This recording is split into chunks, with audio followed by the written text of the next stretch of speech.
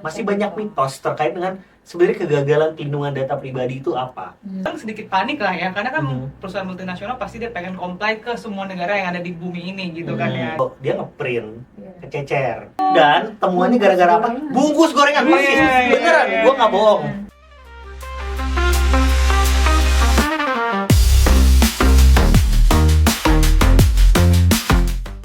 Hai guys, welcome back to Incognito. Apa kabar guys? Apa kabar? Alhamdulillah. Apa kabar Mbak? Kita ada berapa bulan lalu kita Iya, udah datang iya. juga Mbak Iya. di Sleep ini. Diundang lagi nih. Diundang lagi nih, karena kita masih butuh insight sih Hmm. dari sisi lawyer khususnya Hmm. terkait PDP. Butuh insight atau emang lebih gampang dihubungi nih? Enggak. Bukan karena nggak ada orang lagi yang buat dipanggil. Sebenarnya iya sih gitu. Tapi bukan cuma bagaimana? karena itu gitu. Bukan cuma karena itu, karena emang apa yang mau kita bahas ini closely related sama Dunia apa yang dikerjain sama Mbak Mbak Dislip Dislip. ini sebagai lawyer litigasi ya, begitu ya dulunya ya. benar. Jadi emang kita akan bahas apa? Kita hari ini mau bahas tentang kegagalan pelindungan data pribadi. Dan kebetulan Mbak Nislip ini sebagai lawyer litigasi udah sering banget ya Mbak yang menangani dispute tentang kegagalan pribadi ini. Nanti kita bakal gali-gali info dari Mbak Nislip. Jadi walaupun undang-undang pelindungan data pribadi ini memang belum 100% lah ya, karena masih menunggu RPP dan juga lembaga, tapi memang kejadian-kejadian kegagalan pelindungan data pribadi ini udah beberapa kali kejadian ya. Dan ini juga kita pengen tahu sih gimana sebenarnya kalau dari segi dispute lawyer ya, dari segi dispute itu gimana sih sebenarnya lawyer menghadapi kegagalan pelindungan data pribadi ini.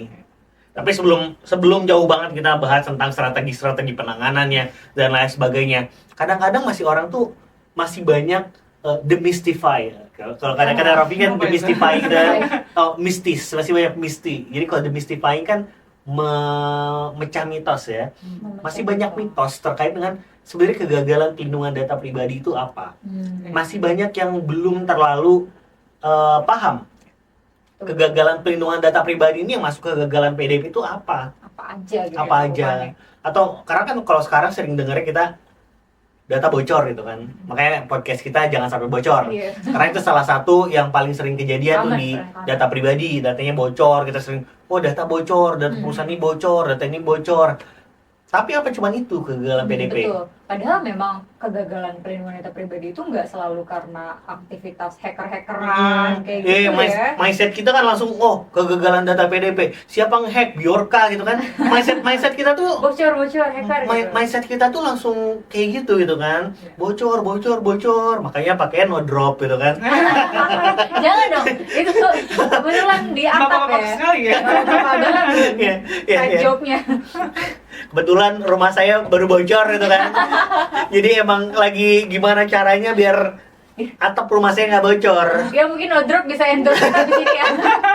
Biar atap rumah Bang Santun nggak bocor. Makanya sama kayak kita memproteksi rumah kita juga perlu menambal ataupun kita perlu berpikir bagaimana sih supaya pelindungan data pribadi itu tidak sampai bocor, atau itu hanya salah satu ya bocor sebenarnya, tapi bagaimana kita tetap tidak terjadi kegagalan pelindungan data pribadi. Kegagalan itu. Dan banyak insiden justru terjadinya karena kelalaian dari human factor gitu ya, ada human error Betul. gitu. Nah, jadi kalau kita balik lagi ke definisi dari kegagalan pelindungan data pribadi itu sendiri ya, sebenarnya tuh ada 3 unsur yang bisa disebut dengan kegagalan pelindungan data pribadi. Mungkin kalau teman-teman dari IT ataupun dari RIS yang memang udah banyak mengetahui di IT, banyak paham juga yang namanya CIA. CIA, apa tuh Bang? Bukan polisi-polisi itu ya. Jadi Bukan Intel. Kalau FBI mungkin. FBI, CIA gitu, bukan itu. Bukan. CIA itu yang pertama ada confidentiality. Yang kedua itu ada integrity. Yang ketiga ada yang namanya availability. Atau kalau di undang-undangnya kerahasiaan, integritas, dan juga ketersediaan. Nah, ini 3 hal yang dikategorikan sebagai kegagalan pelindungan data pribadi. Dilihatnya dari situ ya. Dari situ. Jadi harus memenuhi unsur itu dulu. Atau ya kalau bocor itu kan sebenarnya mungkin salah satu kerahasiaannya ya, yang bisa terbongkar ke orang lain, data pribadi kita terungkap ke orang lain, itu kerahasiaan aja. Iya, terungkap ke orang lain yang sebenarnya tidak sah, yang harusnya bukan ke dia gitu. Tapi misalkan kayak Bjorka itu kan, ataupun hacker yang data kita ada di dark web gitu kan, itu kan kerahasiaan yang terganggu gitu kan. Iya. Dan memang itu menjadi yang paling sering dan top of mind kita lah kalau kita ngomongin kegagalan pelindungan data pribadi. Tapi ada juga yang namanya integrity atau integritasnya, itu kaitannya dengan kalau data pribadi kita itu termodifikasi, keedit nggak sengaja, mau sengaja ataupun nggak sengaja, bisa dengan sengaja, juga bisa ada orang yang dengan sengaja merubah gitu dengan teknik hacking tertentu gitu kan, sehingga data-data yang ada di perusahaan bisa diubah gitu kan. Nah itu termasuk juga ke dalam kegagalan PDP, karena fokus dari kegagalan pelindungan data pribadi itu berbeda dengan insiden siber yang attack aja gitu. Tapi ini juga kaitannya bukan cuma ke perusahaannya, tapi yang diatur dalam Undang-Undang Pelindungan Data Pribadi ini ke subjek data pribadinya efeknya. Jadi makanya ada confidentiality, integrity, sama availability. Ini semuanya itu urusannya ke subjek data pribadinya, ke orangnya. Makanya kalau misalnya data kita termodifikasi, itu kan data kita nggak akurat lagi. Betul. Jadi perusahaan gagal untuk menjaga keakuratan data yang ada dalam perusahaannya. Dan akurat itu bagian dari prinsip PDP-nya Betul. itself. Itu paling penting juga. Salah satu yang paling penting itu adalah datanya akurat.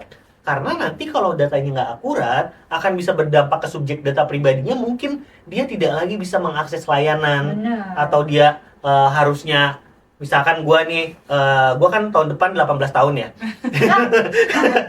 Gue sampai, Misalkan kan kalau dapat 18 tahun, gue harusnya bisa dapat SIM gitu kan, enggak 17 ya.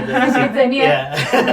Ya katakanlah seperti itu, cuman karena ada kesalahan atau ada modifikasi dari data, gue tidak bisa mendapatkan hak yang harusnya gue dapat. Iya, jadi signifikan Itu bisa happen juga loh, kayak gitu, merugikan dari guanya sebagai subjek data pribadi kalau data pribadi yang ada di perusahaan itu kerubah gitu kan. Apalagi kalau data terkait dengan duit gua gitu di bank gitu kan. Tiba-tiba kurang nolnya. Kalau kurang nolnya sih sedih, tapi kalau lebih sih gua sih nggak akan bilang-bilang. Jadi kerugian yang dialami sama subjek data itu bisa berupa material dan juga imaterial yang bisa jadi risitasi gitu, yang nggak nyaman gitu. Ketidaknyamanan juga itu termasuk salah satu dampak ke subjek data pribadi. Betul. Apalagi kalau efeknya sampai kita tidak bisa mengakses layanan, sampai kita dapat diskriminasi misalkan. Nggak sedikit loh yang mungkin itu bisa dijadikan sebagai alat untuk serangan-serangan buzzer kayak gitu. Misalkan kayak kita punya data, misalkan set data yang paling KTP ada tuh buat pemilu. kalau KTP ya itu udah open source kali ya kalau KTP misalkan ini nih, contohnya data kita sebagai mahasiswa itu kan ada di PDDikti. Iya. Kalau data kita diubah di situ, misalkan gua harusnya lulus, ditulis nggak lulus. Nah dipertanyakan tuh kelulusannya gitu kan. Pas lo lagi interview sama HR, ini kamu nggak lulus ya gitu kan, dia ngecek ke saya nggak tahu bu. Itu kan bisa kejadian gitu kan.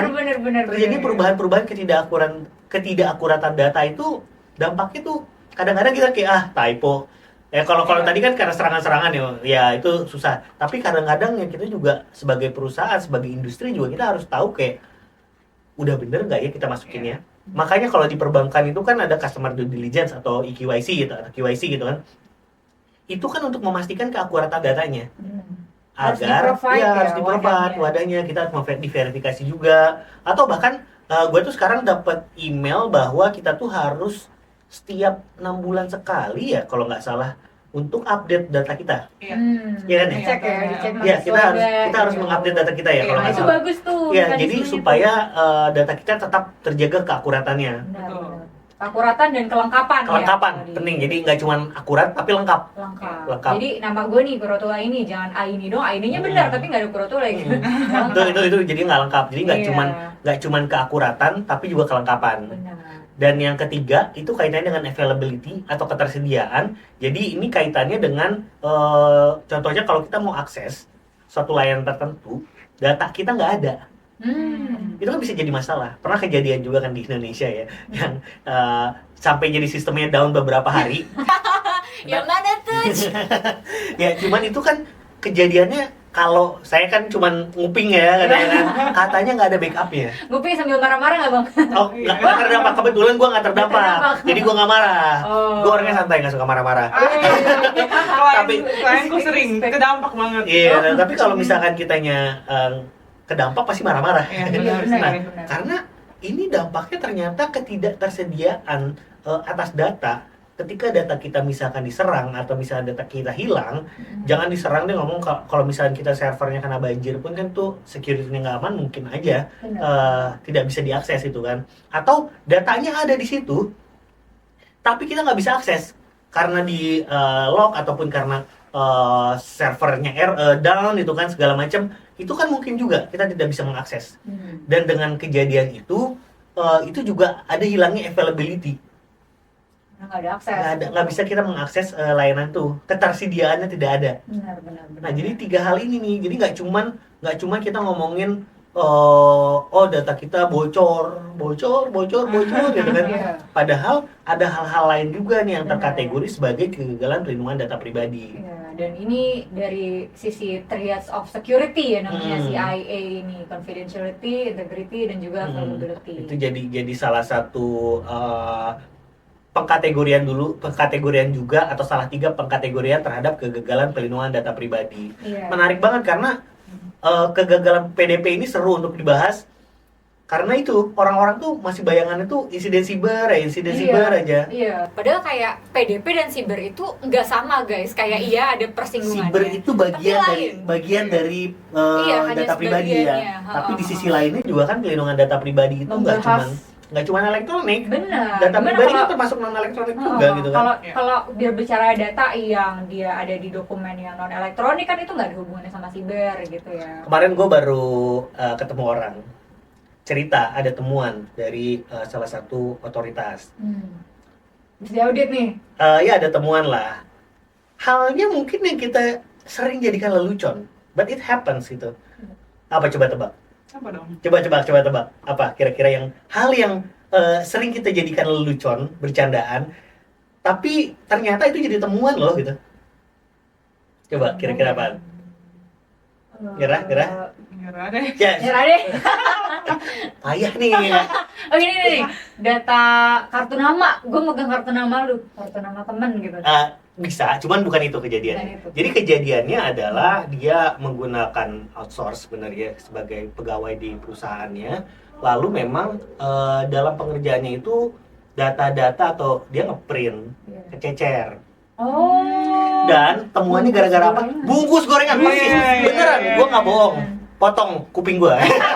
Kebetulan gue pernah lihat bungkus gorengan gue itu akta salah satu perusahaan minyak di Indonesia yang terbesar. Sumpah nggak Salah satu yang terbesar. nggak sedikit kalau kita makan gorengan, bungkus gorengannya di atasnya ada tulisan sangat rahasia. Iya, Nggak, gua yakin banget pasti kalian semua pernah Benar. sekali aja ya kan? Iya, Lu pernah juga Benar-benar. pernah sekali aja ngelihat ada bungkus gorengan itu sangat rahasia, dan gua kira kan itu lelucon dan kayak oh ya udah, maksudnya kayak ayo udah apa ya nih parah nih gitu. Ketahuan aja. Dan ternyata kemarin gua ngobrol dengan salah satu perusahaan, dia bilang iya pak, kita ada temuan.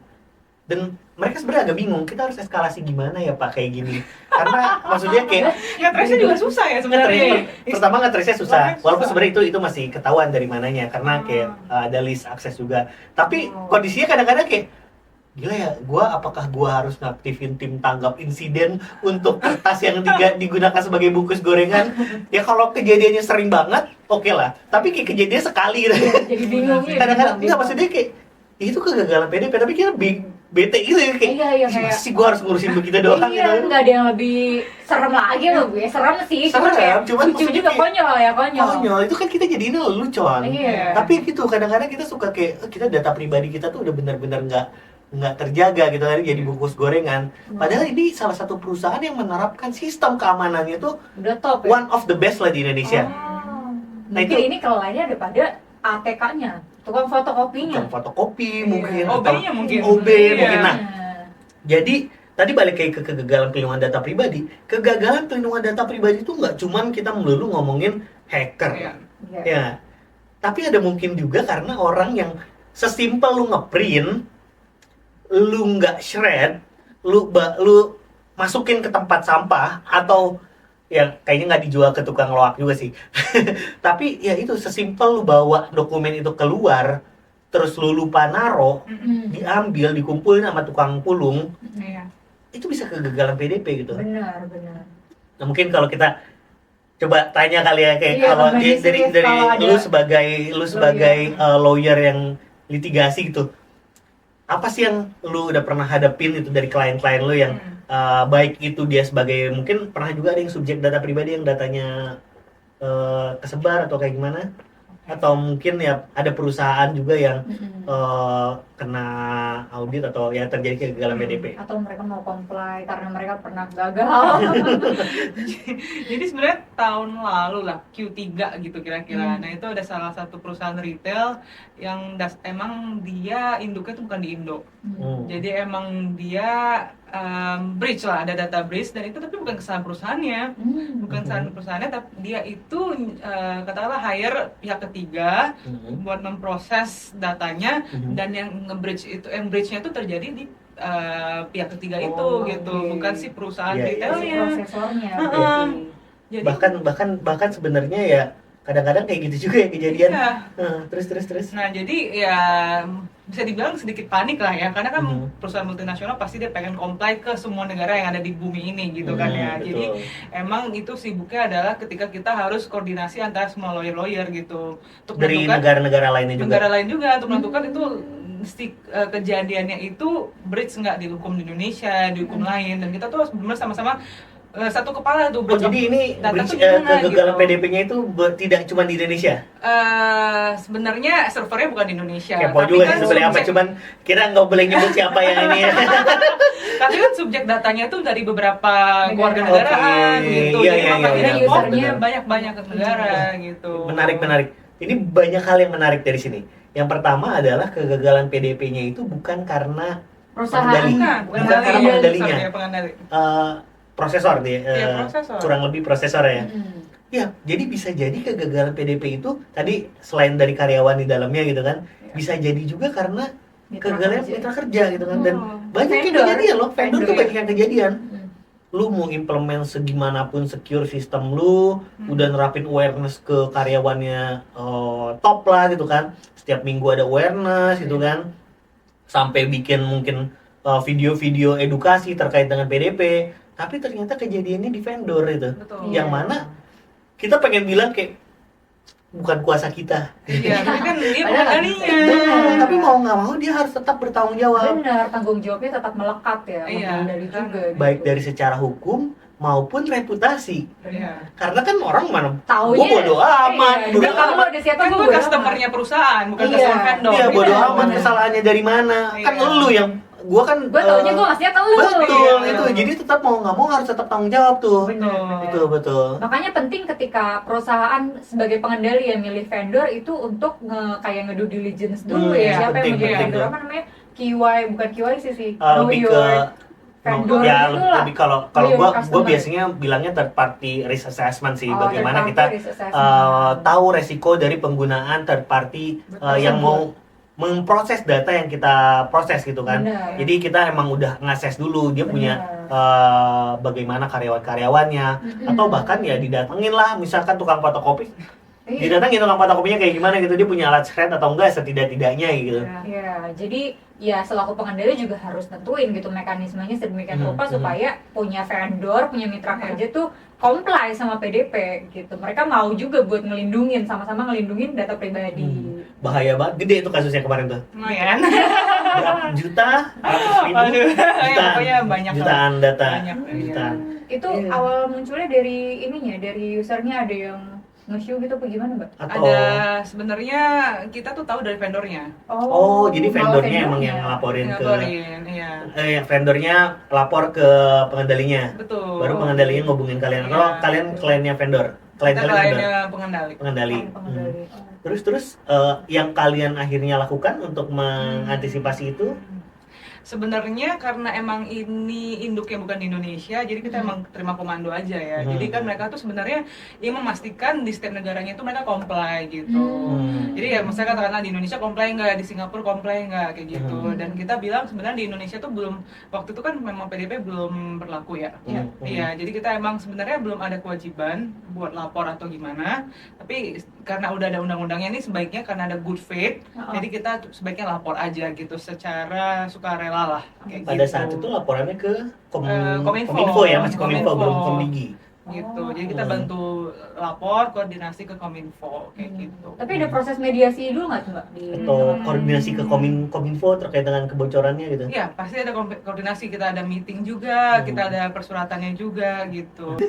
Kan jadi kalau dulu ya waktu itu teknisnya adalah kita ngisi form. Form itu disediakan oleh Kominfo, terus kita kirim ke Kominfo, terus waktu itu emang ada informasi yang kurang lah gitu. Jadi emang banyaknya koordinasi antara Kominfo sama klien.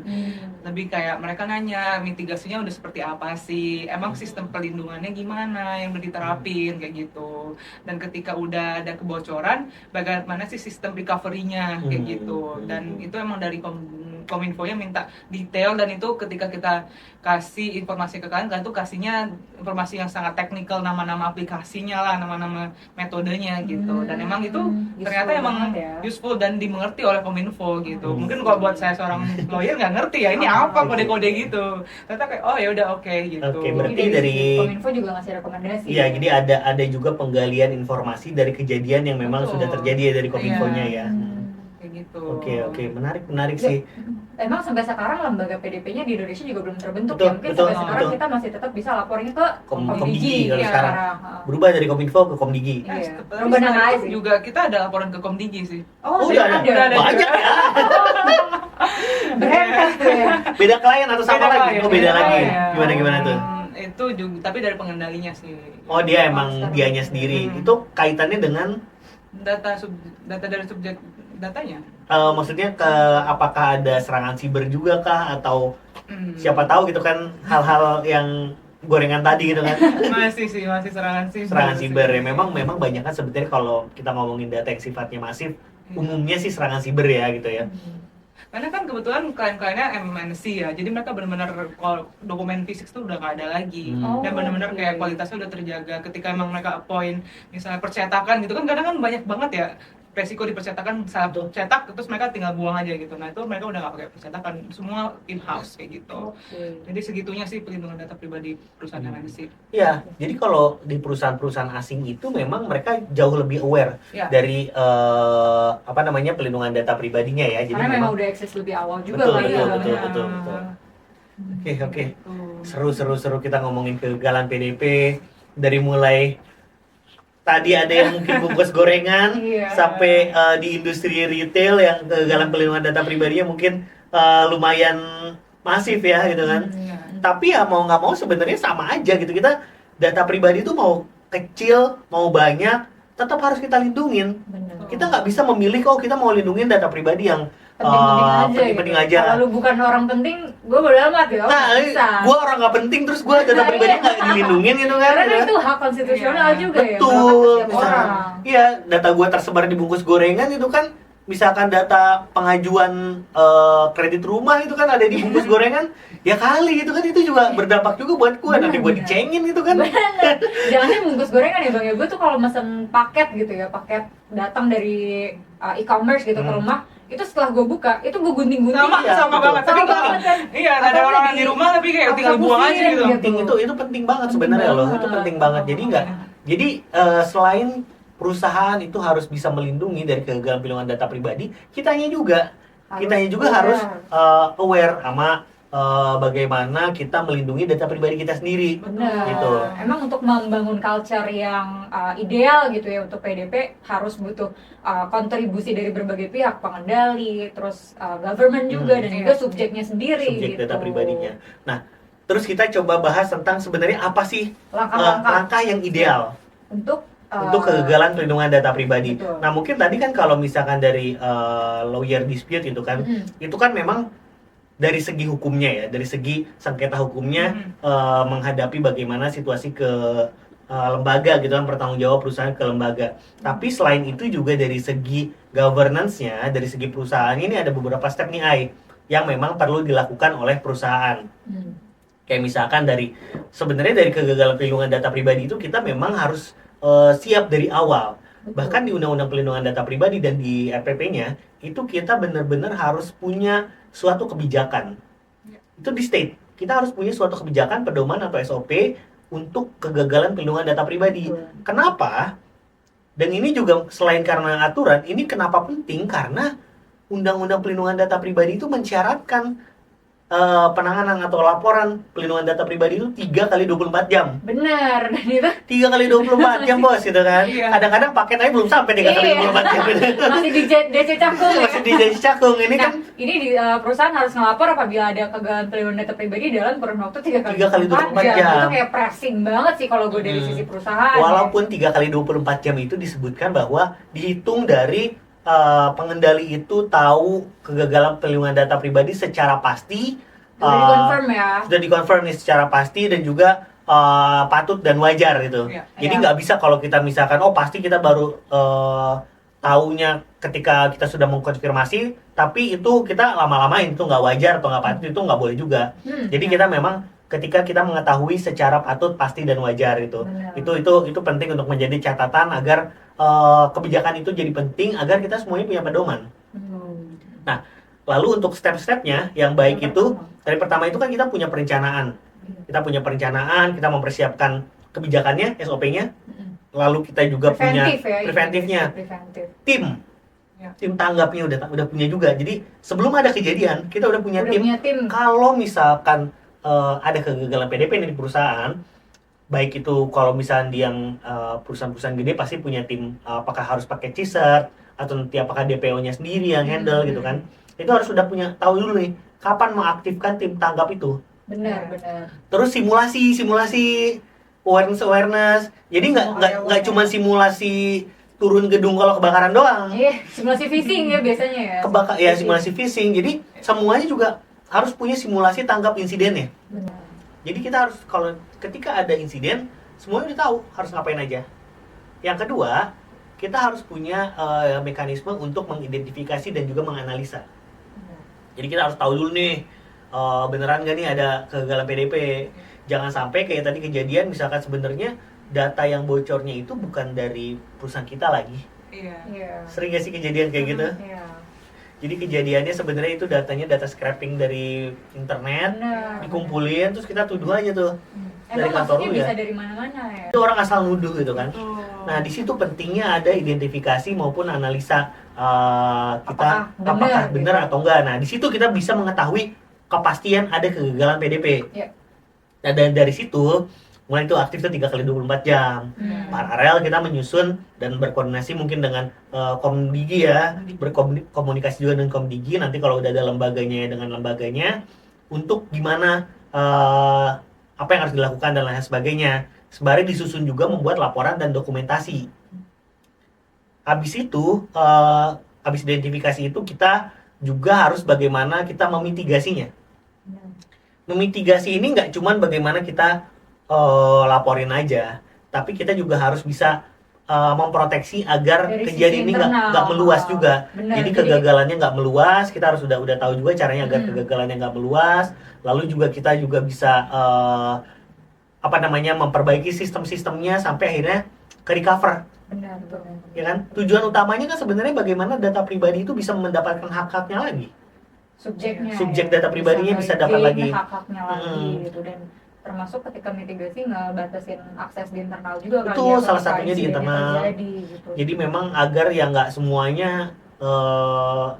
dampaknya nggak meluas lah. Betul. Ibaratnya kalau misalkan kebakaran ya pinggir-pinggirnya itu diamanin gitu kan, warganya dievakuasi gitu kan. Ya kurang lebih sebenarnya sama-sama juga kayak gitu. Baru yang menjadi kewajiban di akhirnya adalah melaporkan. Which is yang tadi dibantuin sama Mbak Nisli Iya, ke kliennya itu ya, Hmm. lapor ke otoritas gitu ya. Dan Tiga juga sebenarnya lapor tuh ke lembaga, lembaga, ke subjek data subjek data pribadinya, pribadinya itu dan self. dalam kondisi-kondisi tertentu kita juga harus memberitahukan ke masyarakat.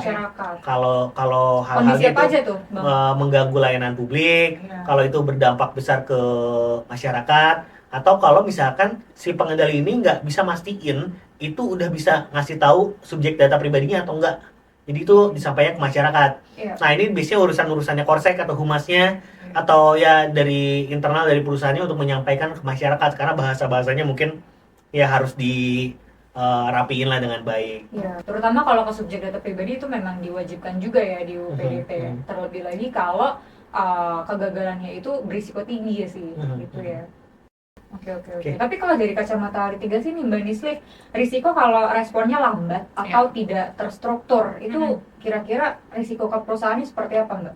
Itu balik lagi di UPDP-nya sih, gimana cara kita mencegahnya, apa kita ada mekanisme pencegahan, dan itu akan ngaruh sebagai kayak usaha dari perusahaan untuk mencegah adanya kegagalan ini gitu. Jadi nanti ngaruhnya ujungnya tuh misalnya mengurangi sanksinya kayak gitu. Karena potensi juga ada potensi gugatan ganti rugi juga. Ya, itu sanksi administrasinya kan. Nanti Enggak, maksudnya ganti rugi secara perdata dari subjek data pribadinya itu bisa bisa class action juga nanti ujungnya kayaknya. Tapi kalau gue nih Mbak, sebagai subjek gue menuntut nih Mbak, terus gue nuntut suka-suka gue angkanya kayak gitu, apa gimana sih Mbak sebenarnya Mbak?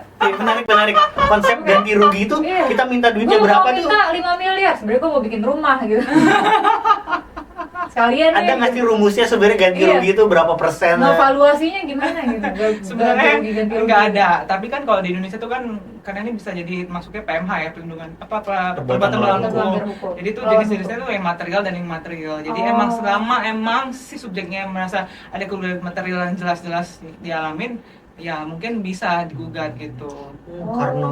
Karena hal tersebut saya tidak nyaman dan saya tidak bisa bekerja selama 2 tahun gitu. Iya, Saya minta gaji saya 2 tahun gitu. Oh Ini gitu. menarik loh, jadi sedikit aja ceritanya ya. Jadi klien itu sempat mau ada transaksi berhubungan dengan tanah, tapi karena ada waktu itu kebocoran nasional, datanya nggak available. Jadi transaksinya tertunda dan itu ada kerugian kan. Oh iya, jelas lah. Bisa dikalkulasi kalau segitu. Benar, itu jelas banget. Ada kayak kan kalau misalnya kita telat perform kontrak tuh ada per bulannya berapa dendanya, dan itu real banget.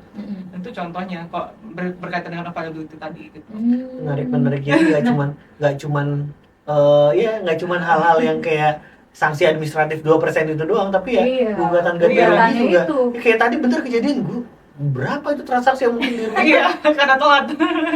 Tapi ini selalu jadi pertanyaan gue juga sih Mbak, terkait gugatan ganti rugi gitu ya. Kalau kan ada yang imaterial sama material, pasti mungkin kalau nggak mau rugi di sisi finansial, perusahaan ngusahain imaterial dulu kali ya, ngasih ganti ruginya gitu. Tapi kalau misalnya gue selaku yang nuntut nih, gue nggak puas-puas gitu, gue nggak puas sama materialnya, gue masih merasa dirugikan, gue maunya gue dikasih ganti rugi 5 miliar pokoknya Itu gitu. ya sebenarnya hak penggugat, tapi nanti akhirnya hakim yang akan menentukan Iya. itu masuk akal nggak gitu.